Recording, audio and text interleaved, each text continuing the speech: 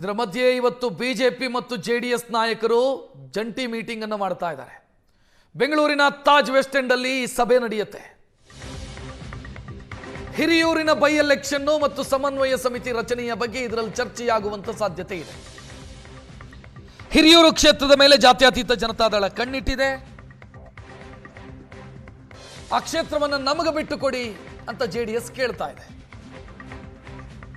ಇದರ ಬಗ್ಗೆಯೂ ಇವತ್ತಿನ ಸಭೆಯಲ್ಲಿ ಚರ್ಚೆಯಾಗುವಂತ ಸಾಧ್ಯತೆ ಇದೆ. ಇದರ ಜೊತೆಗೆ ಅಡ್ಡ ಮತದಾನ ಆದ ನಂತರ ಸಮನ್ವಯ ಸಮಿತಿ ರಚನೆ ಮಾಡಬೇಕು. ಎರಡು ಪಕ್ಷಗಳ ಮಧ್ಯೆ ಮೈತ್ರಿಯಲ್ಲಿ ಸಮನ್ವಯ ಸಮಿತಿಯ ಅಗತ್ಯ ಇದೆ ಅನ್ನೋ ವಿಚಾರ ಚರ್ಚೆಯಾಗಿತ್ತು. ಈಗ ಅದರ ಬಗ್ಗೆಯೂ ಕೂಡ ಇವತ್ತಿನ ಸಭೆಯಲ್ಲಿ ಚರ್ಚೆಯಾಗುವಂತ ಸಾಧ್ಯತೆ ಇದೆ.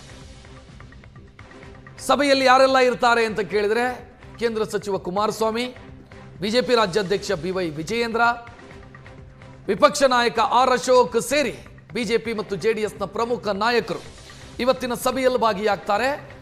ಸಭೆಯ ಪ್ರಮುಖ ಅಜೆಂಡಾ ಕಾರ್ಯಕರ್ತರು ಮತ್ತು ಮುಖಂಡರ ಮಧ್ಯೆ ಸಮನ್ವಯತೆ ತರೋದು ಹೇಗೆ. ಬಹಳ ಜಿಲ್ಲೆಗಳಲ್ಲಿ ಈ ಸಮಸ್ಯೆ ಇದೆ ಬಿಜೆಪಿ ಮತ್ತು ಜೆಡಿಎಸ್ಗೆ. ಬಿಜೆಪಿ ಮತ್ತು ಜೆಡಿಎಸ್ ಸಮಾನ ಪ್ರಾಬಲ್ಯ ಹೊಂದಿರುವಂಥ ಜಿಲ್ಲೆಗಳಲ್ಲಿ ಈ ಸಮಸ್ಯೆ ಸಹಜವಾಗೇ ಇದೆ.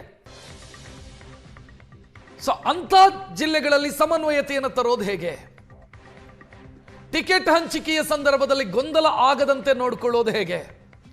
ಮೊದಲ ಸವಾಲು ಈಗ ಹಿರಿಯೂರಲ್ಲಿದೆ. ಹಿರಿಯೂರಲ್ಲಿ ನಮಗೆ ಆ ಕ್ಷೇತ್ರವನ್ನು ಬಿಟ್ಟುಕೊಡಿ ಅಂತ ಜಾತ್ಯತೀತ ಜನತಾದಳ ಕೇಳ್ತಾ ಇದೆ. ಬಿಜೆಪಿ ಬಿಟ್ಟುಕೊಡುವಂತ ಮನಸ್ಥಿತಿಯಲ್ಲಿ ಇಲ್ಲ. ಸೊ ಇದರ ಬಗ್ಗೆಯೂ ಕೂಡ ಇವತ್ತಿನ ಸಭೆಯಲ್ಲಿ ಚರ್ಚೆಯಾಗಬಹುದು. ಸಮನ್ವಯತೆ ರಾಜ್ಯ ಮಟ್ಟದ ನಾಯಕರ ಮಧ್ಯೆಯೇ ಸಮಸ್ಯೆ ಇದೆ. ಜಿಲ್ಲಾ ಮಟ್ಟದಲ್ಲಿ ಇನ್ನೂ ಆ ಸಮಸ್ಯೆಯ ತೀವ್ರತೆ ಜಾಸ್ತಿ ಇದೆ.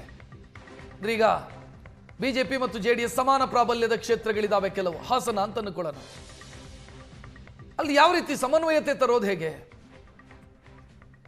ಸೊ ಈ ಎಲ್ಲ ಸಮಸ್ಯೆಗಳನ್ನು ಬಗೆಹರಿಸಬೇಕಾದಂತ ಅನಿವಾರ್ಯತೆ ಇದೆ. ಈಗಲೇ ಅದನ್ನು ಮಾಡಿಕೊಳ್ಳಬೇಕು ಅಂತ.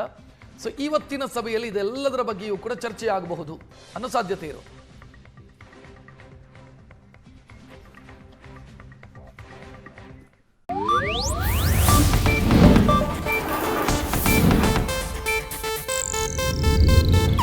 ಇದು ಏಷ್ಯಾನೆಟ್ ನ್ಯೂಸ್ ನೆಟ್ವರ್ಕ್ ಪ್ರಸ್ತುತಿ.